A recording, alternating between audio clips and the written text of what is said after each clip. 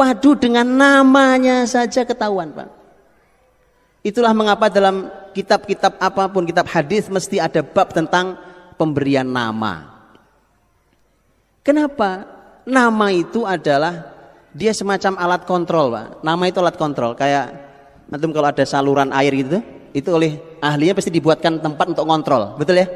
Pasti dibuatkan alat kontrolnya. Jadi nanti kapan-kapan ada mampet, dia akan kontrol di tempat-tempat alat kontrol itu. Dia tahu, karena ini alat kontrolnya. Salah satu alat kontrol yang diberikan dalam Islam adalah nama. Karenanya Nabi tidak tanggung-tanggung, tidak segan-segan mengganti nama sahabat yang salah. Karena ini alat kontrol hidup kita, salah satunya. Ya? Kalau antum kasih nama anak namanya Abdullah, antum punya kebayang sekian banyak nama orang besar bernama Abdullah, yang antum mau siapa, ya kan? Yang penting jangan Abdullah bin Ubay bin Salul. Ini tokoh munafik itu masalahnya, ya kan? Abdullah juga. Gitu, antum akan mudah ngontrolnya. Coba antum perhatikan, tidak lama dia akan tumbuh seperti namanya. Jadi antum mudah, begitu dia tumbuh sekarang usia berapa, antum akan katakan, aku tahu nak, sekian tahun ke depan kau akan punya sifat seperti ini. Oh ini ilmunya nggak ada tempat lain, nggak ada tempat lain. Karena subhanallah, kita ini belum belajar syariat, tapi sudah belajar semua ilmu yang lain. Selesaikan dulu belajar syariatnya. Jangan dipikir sederhana. Kita tahu memberikan nama yang baik bukan buat bayi yang baru lahir. Cuma kita tidak pernah tahu apa penjelasan ulama di balik nama. Gitu kan? Mengajari anak sholat umur 7 tahun, mulai di situ. Itu semua tahu, tapi kita tidak pernah tahu apa penjelasan panjang lebar ulama di balik penjelasan di balik hadis ini. Begitu Pak, itu ilmu syariatnya belum selesai. Sepotong, secuil, rasanya nggak jelas. Tahu untuk makanan secuil, itu rasanya nggak karu-karuan, Pak. Nggak pernah utuh kita bisa merasakan, oh ini kue, oh ini roti apa, oh ini nasi apa. Nggak pernah utuh kita merasakan ilmu Islam ini. Begitu ya? Nggak apa-apa, emang harus diaduk-aduk dulu baru nanti ditenangkan. Harus begitu. Itu teman-teman, jadi subhanallah, sampai nama itu alat kontrol loh. Dibuka, ditutup, itu ketahuan. Coba antum perhatikan nanti, antum yang sudah benar ngasih nama anak-anaknya. Makanya saya supaya mudah ngontrolnya, ini saya cuma ngisi ide saja. Sebenarnya sah-sah saja, antum mau pakai nama apalah, yang penting namanya baik ya. Saya cuma ingin mudah ngontrolnya anak-anak saya, itu saya kasih nama semua, nama anak saya adalah nama sahabat. Sehingga saya mudah controlling ya kan. Oh, saya kuasai sejarah mereka dalam sahabat, mudah buat saya. Jadi kalau mereka tumbuh, saya suka godain anak-anak saya.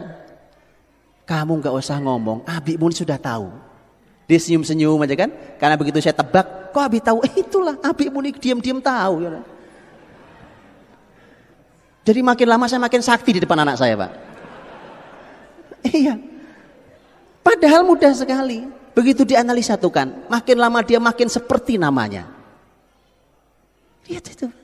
Padahal bukan nasab loh, itu baru nama. Baik. Nasab mudah mengenalinya juga. Apa kelebihan bapaknya, apa kelebihan ibunya? Kan mereka adalah gabungan dari bapak dan ibunya. Apa kelebihan dua keluarga besarnya? Begitu seterusnya sampai ke atas, tolong dicari ya nasabnya ya. Ini bicara sejarah nih, sejarah diri kita sendiri. Belum bicara sejarah yang besar. Nah itu nanti. Sejarah diri kita sendiri. Ya, tolong dikenali. Ini PR pertama ya. Pulang sampai rumah cari nasabnya. Oke, ini kalau saya kepala sekolah saya wajibkan semua, besok saya evaluasi. Bulan depan kalau kita ketemu lagi saya evaluasi. Saya mau nanya antum satu-satu ya kan. Apa yang sudah antum lakukan dengan nyari nasab masing-masing. Sampai ketemu hasabnya. Cari nasab sampai ketemu hasabnya. Paham ya? Nanti antum akan mudah menyimpulkan di diri antum, di diri anak-anak antum ada kebaikan itu. Mudah ya? Mudah. Itu di situ baru antum paham. Mengapa sih syariat sibuk sekali menjaga nasab? Memang nggak ada yang lain lebih penting daripada nasab gitu? Masalah nasab dijaga betul. Satu dari 5 hal yang sangat asasi, sangat mendasar. Kita menyebutnya hak asasi, ya. Ini salah satu dari 5 hal yang asasi dalam Islam. Nasab itu. Baik. Teman-teman dirahmati Allah SWT, kita akan kembali kepada kehidupan manusia terbaik yang itu akan dikembalikan dengan izin Allah Subhanahu wa taala di masa ke depan kita ini. Makanya kenapa kita kumpul, kita mencoba menggalinya untuk mengembalikannya. Untuk mengembalikannya tentu kita tidak akan pernah sesempurna yang ada, yang pernah berlalu. Tapi seperti kalimat Imam Syafi'i rahimahullah bahwa ya kalau tidak seperti mereka, bermirip-miriplah seperti mereka. Ya, jadi kalaupun nggak sama persis ya minimal mirip ya. Kan kalau mirip sahabat Abu Bakar kan menarik sekali ya kan. Mirip Abdurrahman bin Auf kan luar biasa. Kan mirip Usamah bin Zaid, mirip Aisyah, mirip Fatimah, mirip, luar biasa. Baik, Rasulullah SAW itu Rasul itu kita tahu oleh Allah dibekali kurikulum itu cuma Quran, Pak. Nabi punya kurikulum apa saja kurikulumnya? Kan Nabi itu tugasnya menghilangkan gelapnya jahiliyah di muka bumi, betul ya? Bumi ini semua gelap. Saat itu semua gelap. Gelap dalam makna mereka tidak tahu harus kemana, mereka tidak kenal Tuhannya, mereka nggak ngerti hidupnya dari mana mau kemana, apa tujuannya, habis ini apa yang terjadi, mereka tidak tahu sama sekali. Pokoknya di sini kita hidup, sekarang kita nyari uang, besok kita mati, udah selesai sampai di situ. Jadi nggak tahu, sama sekali nggak mengerti. Bahkan Persia dan Romawi yang terbesar saat itu pun juga tidak mengerti. Kalau Persia saya pikir wajar karena nggak punya kitab suci. Romawi yang punya kitab suci pun nggak ngerti. Jadi bayangkan, yang punya kitab suci saya nggak ngerti. Apalagi orang Arab lagi. Orang Arab ya loh. Orang Arab itu Romawi enggak, Persia enggak. Mereka tidak Romawi enggak, Persia enggak. Akhirnya ya sudah, apa saja disembah ya kan? Patung dia buat hari disembah ya kan? Patungnya dikencingi sama musang. Baik, Tuhannya dikencingi sama musang, besok dia ganti Tuhannya, dibikin yang lebih baru lagi. Nemu batu bagus banget disembah jadi Tuhan. Dia lewat ada batu lebih indah, Tuhan yang lama ditinggal ganti Tuhan yang baru. Sudah nggak ada yang normal, hidup itu nggak ada yang normal. Tapi itu orang cerdas-cerdas, jangan salah. Itu bukan orang bodoh, Bang. Antum pelajari sejarah Walid bin Mughirah, sejarah Abu Jahal. Antum pelajari, itu bukan orang sembarangan. Itu orang cerdasnya luar biasa. Cerdasnya luar biasa. Urusan ekonomi, oh mereka kuasai perdagangan dari mulai jalur Hijaz itu, Jazirah Arab dari utara sampai selatan, dari Syam masuk Persia sampai Yaman dia kuasai jalurnya. Hebat, Pak. Kita kan dagang nggak jauh dari Dago sampai situ doang kan. Itu makanya saya bilang ini nggak sembarang orang, tetapi tergelincir cara berpikirnya. Di mana nemu batu dia sembah, di mana nemu pak kayu dia sembah, di mana nemu pohon jadi Tuhan. Sudah nggak logis. Begitu. Untuk itulah teman-teman, Rasul yang tugasnya sebesar itu, satu bumi tugasnya, satu bumi, diutuslah seorang nabi ummi pula, an-nabi al-ummi. Nabi tidak bisa baca tulis. Terus gimana tulisan? Antum-antum masya Allah ahli ilmu, pandai membaca ya kan? Dan memang kita diperintah dalam Islam, Iqra bismi rabbikal ladzi khalaq. Nabi SAW ummi, dan itu ada hikmah besar Allah kenapa Nabi harus ummi. Tapi Nabi yang ummi itu ternyata memang untuk melindungi Nabi ini agar tidak tercampuri, terkotori oleh literatur manapun kecuali literatur yang ditalakikan oleh Allah melalui Jibril. Hari ini nih kan karena kita pinter baca ya kan, semua dibaca. Akhirnya nggak jelas saringannya, jebol semua. Bukan tidak boleh baca. Baca itu, belajar ilmu itu ada aturannya, betul ya? Abdul Walid Al-Baji rahimahullah ta'ala, ulama kebangkitan Andalus, ulama luar biasa dari negeri Andalus. Abdul Walid Al-Baji itu punya pesan buku. Buku itu adalah pesan Abdul Walid Al-Baji untuk kedua putranya. Ditulis nasihatnya Abdul Walid Al-Baji untuk dua putranya. Salah satu nasihatnya tentang ilmu filsafat gini. Dia katakan, nak, jangan pelajari filsafat. Karena kau masih kecil, imanmu belum kuat. Nanti, kalau imanmu sudah kuat, ilmumu sudah bagus, silahkan pelajari filsafat. Karena filsafat itu otomatis akan jatuh di matamu. Lihat, saya cuma ingin nukilkan, saya tidak bicara filsafatnya itu, kapan-kapan kita bicara boleh kan? Cuma yang saya katakan adalah belajar ilmu itu ada urutannya, Pak. Ada urutannya.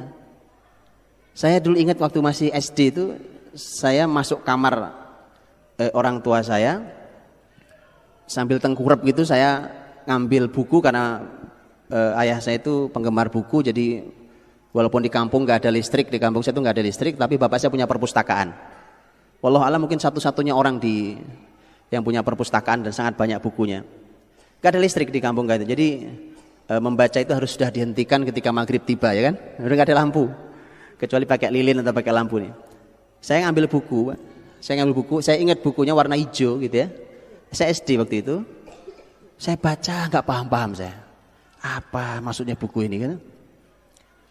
Saya bicara ke ayah saya, Pak ini kok aku nggak paham ya baca buku ini. Jawaban beliau, bukunya tutup nak, kau baca buku yang lain, nanti suatu hari kau paham buku ini. Itu kan? Ilmu itu ada enggak? Sekarang kan karena kita ingin disebut sebagai orang yang berwawasan, semua dibaca kan? Bahwa berurutan ilmu itu kayak apa kita nggak jelas. Baik, karena Nabi Muhammad tugasnya sangat berat, sebumi dibuat Allah menjadi ummi. Dan banyak hikmahnya. Salah satunya tadi, karena beliau ummi, beliau tidak mendapatkan banyak literatur dari tempat lain kecuali apa yang beliau dengar.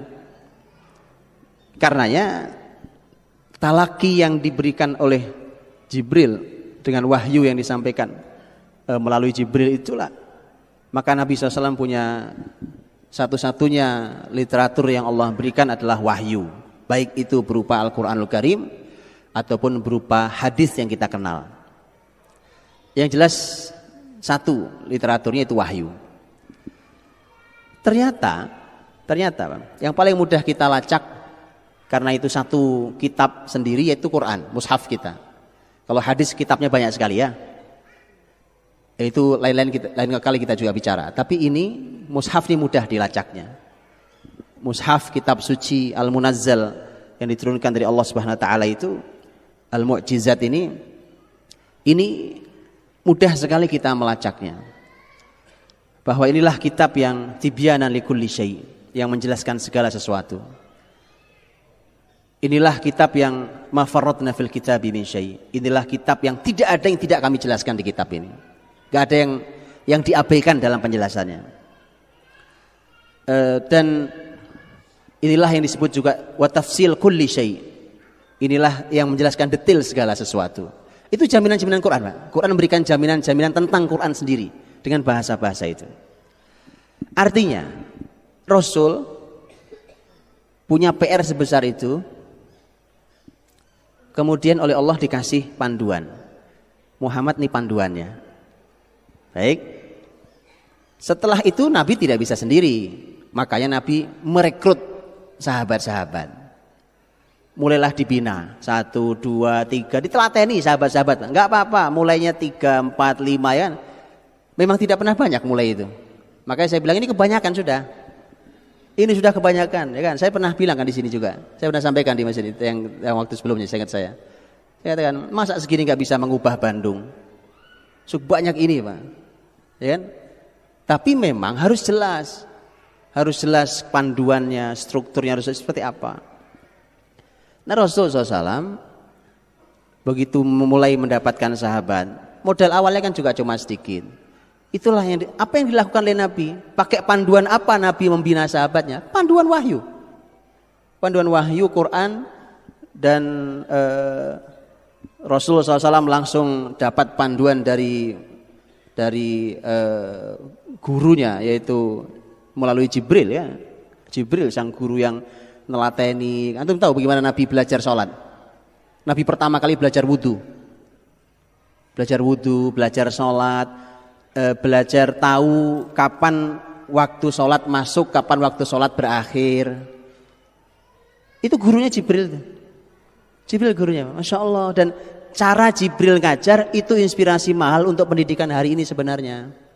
Jadi kalau ada di antara antum yang siap buat tesis, disertasi, menarik tuh, Pak. Oh iya, Pak. Ya, metode pengajaran versi Jibril. Wah, itu saya kira ditolak di kampus antum. Kecuali kalau dosen pembimbing Ustadz Maman, nah baru Pak terima. Nanti saya dorong untuk diterima, Pak. Oh, menarik, Pak. Coba saya tunjuk nih. Ini menarik luar biasa.